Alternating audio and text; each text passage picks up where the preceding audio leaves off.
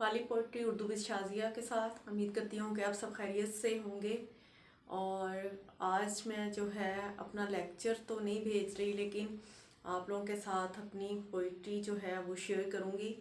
इस वीकेंड थोड़ा बिज़ी थी इसलिए कर नहीं पाई, तो उम्मीद करती हूँ कि आपको मेरी जो है पहली गज़ल भी अच्छी लगी होगी।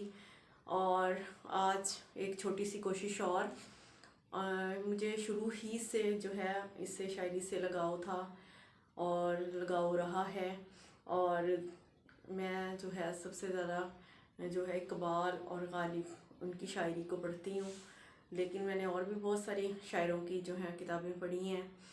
शुरू ही से मैं जो है शेर लिखती, कभी कभी किसी रजिस्टर पर, कभी किसी कॉपी पर, कभी कोई पेज पर, जहाँ जो मिल जाता। बहुत सारे इधर उधर भी हो गए, तब इतनी कोई समझ नहीं थी, लेकिन आहिस्ता आहिस्ता फिर मैंने उनको समेटने की कोशिश की। और अब उम्मीद करती हूँ कि अगर आपको ये अच्छी लगे तो आप कमेंट्स में ज़रूर बताइएगा कि ये आपको कैसी लगी। पहले मैं एक जो है आपके को एक शेर सुनाती हूँ।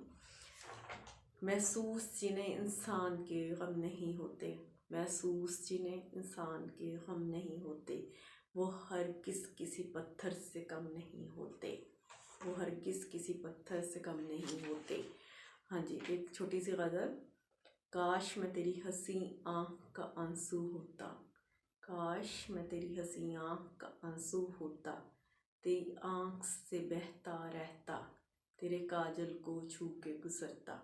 काश मैं तेरी हंसी आँख का आंसू होता, तू छूती जब उंगली से, तेरे हाथ के लम्स को मैं छूता, तेरे रुखसार को चूमता रहता।